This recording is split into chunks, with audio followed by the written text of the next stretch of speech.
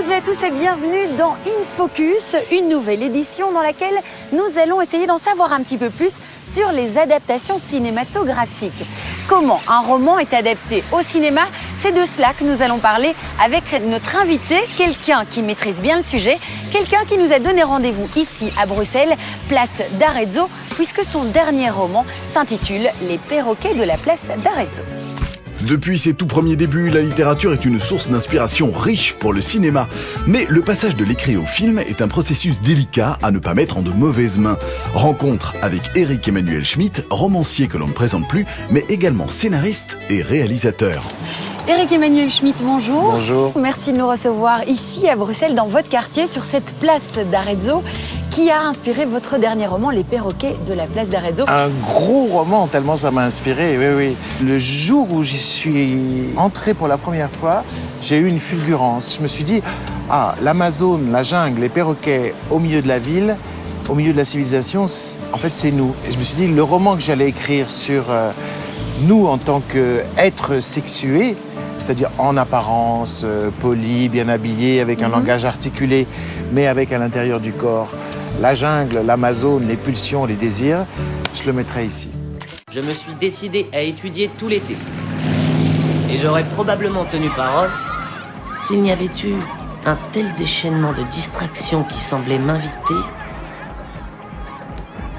par-delà les murs d'un imposant palais, propriété d'un gentleman que je n'avais encore jamais rencontré et qui se nommait Gatsby. Ainsi donc, vous étiez voisins. Ouais, c'est cela, voisin. Alors aujourd'hui, on va parler de cinéma.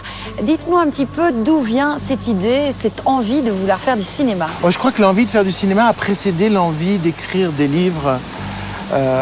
Quand j'étais enfant et qu'on me demandait ce que je voulais faire plus tard, je répondais Walt Disney. Mais il se trouve que comme ça, pendant la quarantaine, les producteurs de cinéma se sont tournés vers moi en me disant « Mais vous n'auriez pas envie de réaliser un film ?» Et je me suis rendu compte qu'en fait, l'envie était toujours là. Et donc, j'ai fait Odette Tout le monde et ensuite Oscar et la Dame Rose.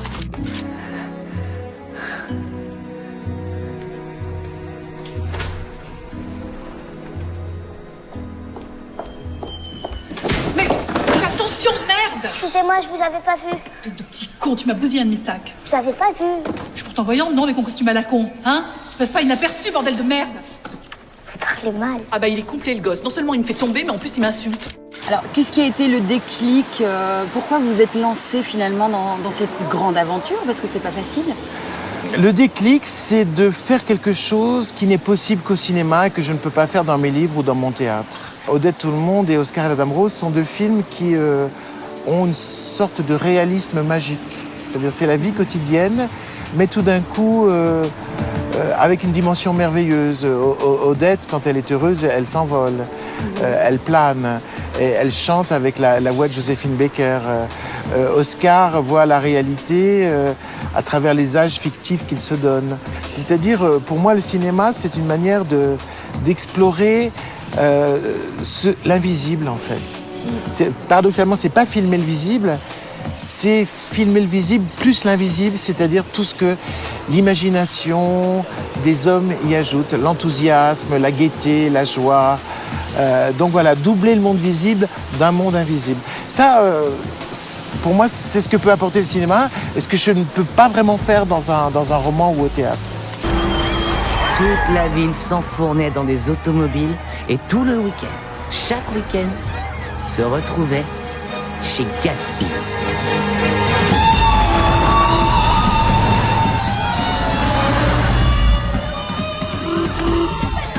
Je dis bien tout le monde. Des gens de toutes conditions et de tous les recoins de New York. Un véritable carnaval kaléidoscopique se déversait chez Gatsby. Mon invitation. Selon vous, ce langage cinématographique, en quoi se marie-t-il ou pas avec d'autres formes d'expression? C'est très étrange quand on vient de l'écriture d'aborder l'écriture cinématographique. Parce que tout d'un coup, je dirais qu'on est obligé de changer de cerveau. Parce que, voilà, en tant qu'écrivain, moi j'écris avec des mots, des phrases et des paragraphes. Et là, tout d'un coup, ce qui remplace Les mots, ben, c'est la réalité. Ce qui remplace la phrase, c'est le cadre. Et ce qui remplace le paragraphe, c'est la séquence. Alors c'est vraiment une autre façon de raconter, un autre rythme, une autre façon de travailler la matière. C'est vraiment un art en soi. Je ne sais pas si pratiquer d'autres arts peut aider au cinéma. Ça peut plutôt créer une infirmité, parce qu'on a d'autres références. Beaucoup de cinéastes sont des gens qui ne peuvent s'exprimer que par la caméra. Et toi, vieil homme, quel est le mal qui te ronge? Il a le diable sur son dos qui cherche à le mener à la tombe avant que son heure soit venue.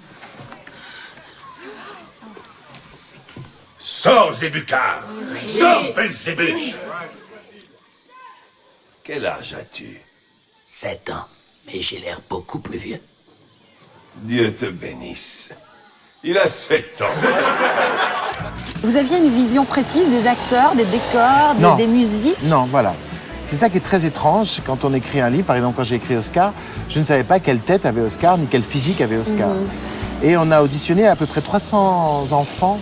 Et je me disais, mais de toute façon, je ne sais pas la tête d'Oscar, parce qu'Oscar, c'est une âme. Oscar, c'est une lumière. Oscar, c'est un regard sur la vie. Oscar, c'est une personne. C'est pas un physique, c'est pas une forme de nez, c'est pas une forme Dieu. Ouais. Donc, je regardais les enfants rentrer. Tout d'un coup est rentré un enfant, c'est Amir. Et bien je me suis dit, bah voilà, c'est à ça que ressemble Oscar. Pourquoi personne ne me dit que je vais mourir? Mais pourquoi tu veux qu'on te le dise? Si tu le sais déjà. Tu viendras me voir? Mais t'as pas de parents? Je les déteste. 2 lâches. Ils se sont enfuis quand Dr. Dusseldorf leur a dit que j'allais mourir. Je les déteste. 2 lâches qui me prennent pour un lâche. Je veux plus les voir. Tu viendras me voir? Comment avez-vous géré ce passage, cette renaissance de votre récit? Il s'agissait de retrouver sur un écran les émotions que provoque le livre, mais avec les moyens de l'écran. Tandis que si on voulait coller, à mon avis, sur le livre, eh bien, on risquait de ne pas les faire avec les moyens de l'écran. Le film est exactement ce que j'estimais que ça devait être en film. J'avais déjà eu de multiples propositions, et dans le monde entier, puisque c'est un livre qui a fait le tour du monde. Et chacun le tirait vers un des aspects du livre. On pouvait aller vers la détresse et faire un film totalement misérabiliste sur un enfant dans un hôpital. C'est pas ça. C'est la vision d'Oscar sur ce qui lui arrive qui nous intéresse. L'adaptation risquait d'être une lecture, et donc une lecture réductrice. Et pour moi, il fallait de nouveau présenter un espèce de diamant à plusieurs faces qui offre plusieurs lectures. Tu vivras chaque jour en pensant que ce jour compte pour 10 ans. 10 ans? Oui. Un jour, 10 ans. Un jour, 10 ans. Donc dans 12 jours, j'aurai 120 ans. Oui, tu te rends compte? Quelle vie, hein? Ce matin, je suis née. Oui. Mais ça n'a pas été très clair. Ah bah, jamais quand on est. Puis, dans la journée, j'ai eu l'âge de raison. Mhm. Mais ça n'a pas été pour apprendre de bonnes nouvelles. Mais t'as tout compris. Alors selon vous, quels sont les éléments qui font qu'un roman est adaptable ou pas au cinéma? Je crois que ce qui est le plus adaptable, ce sont les nouvelles. La nouvelle est un support court qui laisse la place au cinéma. Je trouve que les meilleurs films qui sont des adaptations sont des adaptations de nouvelles, parce qu'au fond, il y a un espace de liberté qui est laissé aux cinéastes. Adapter un roman, c'est souvent appauvrir. Parce qu'au cinéma, on ne peut pas dire autant de choses en 1h30 que dans même les 150 pages d'un roman.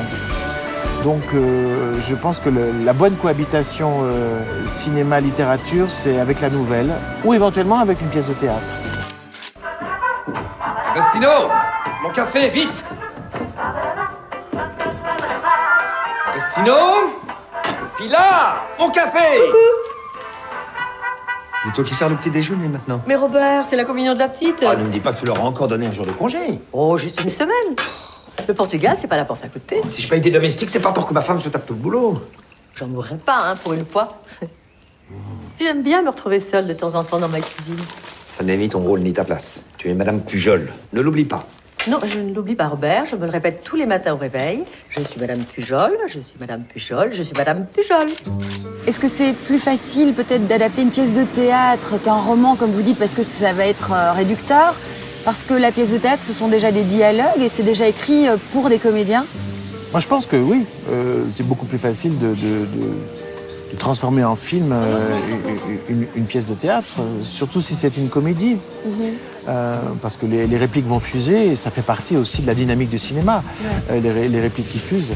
C'est un petit peu un casse-tête pour un metteur en scène parce qu'il faut arriver à varier l'image dans une perspective de huis clos, mais c'est un bel enjeu aussi pour un metteur en scène. Des loukoums? Oui. Oh, des loukoums, j'adore ça. Merci pour mon régime. Des auteurs que j'admire, que ce soit dans le cinéma français, Pagnol, Sacha Guitry, on fait de magnifiques films à partir de leurs pièces.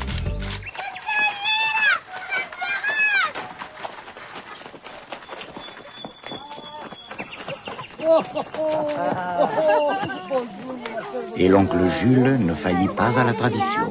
Joyeuse Pâques, mon cher Joseph. Joyeuse Pâques, mon cher Jules. Et voilà pour les gourmands.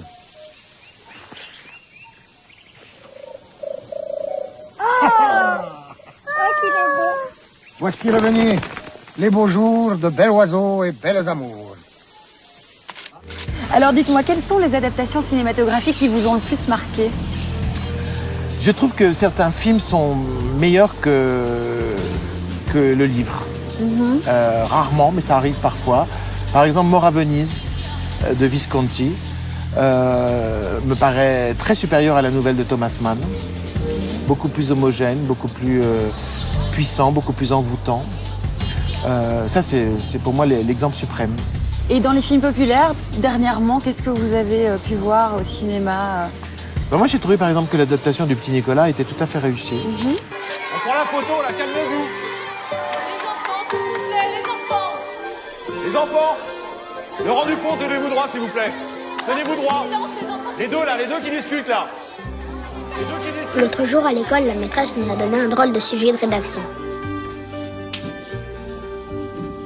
Racontez ce que vous ferez plus tard.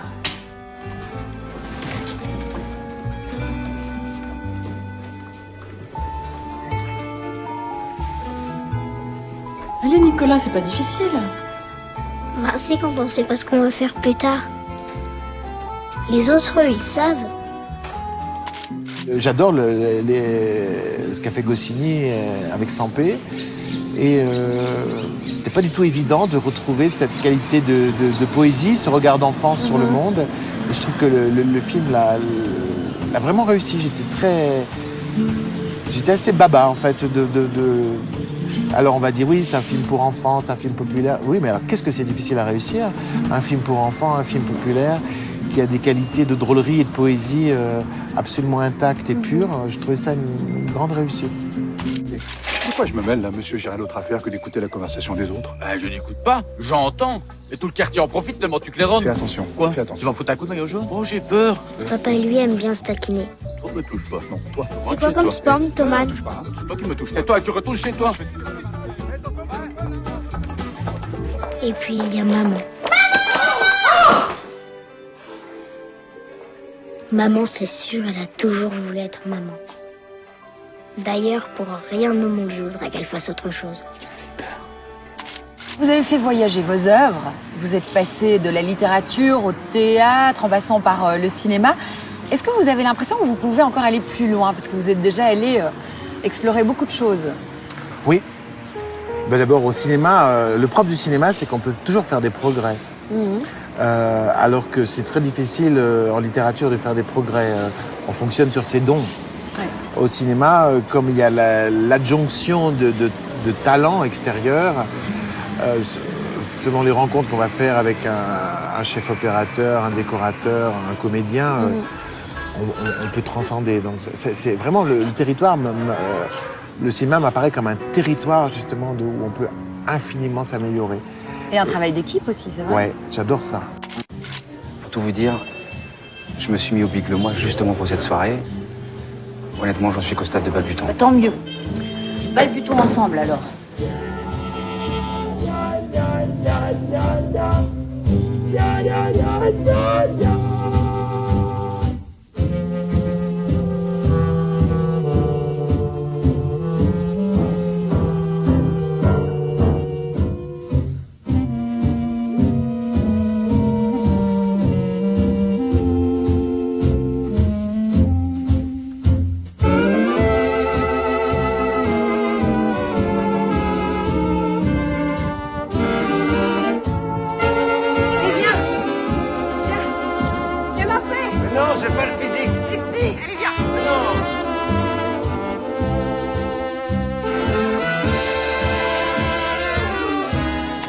Vous dites que vous n'êtes pas très fan de laisser partir vos romans vers d'autres cinéastes. Vous pensez que vous allez quand même céder ou pas dans les prochaines années?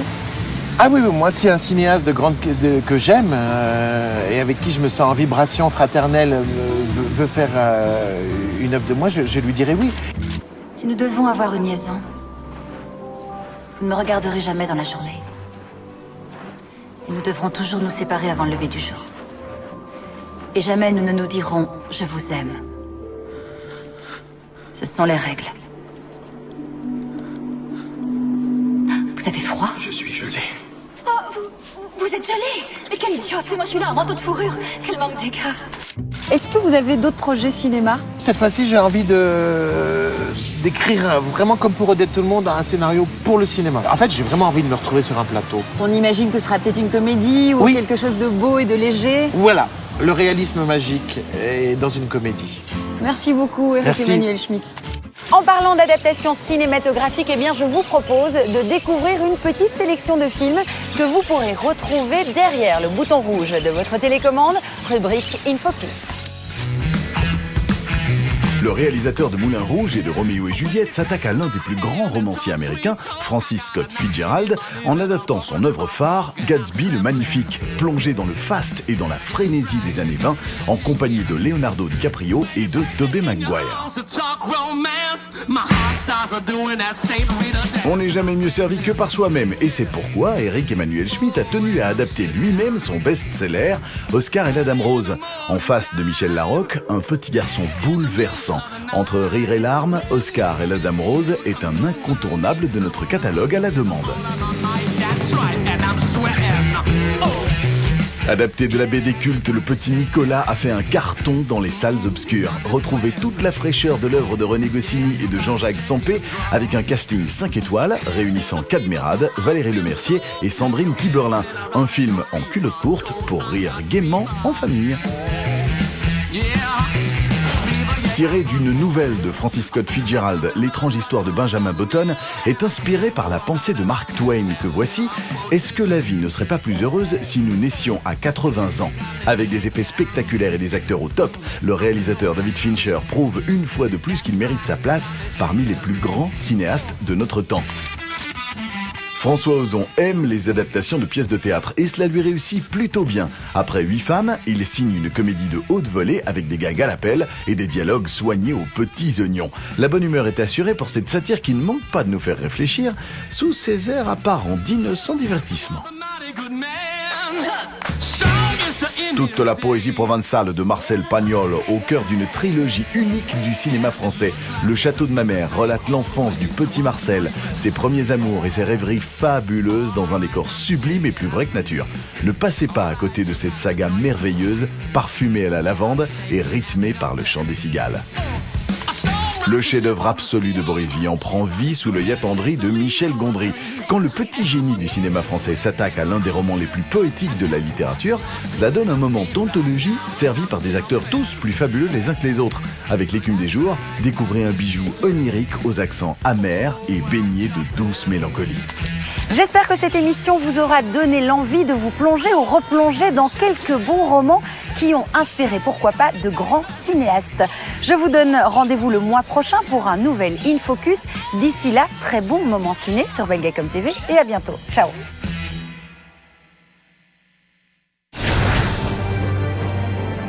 Le meilleur du cinéma, c'est sur Belgacom TV.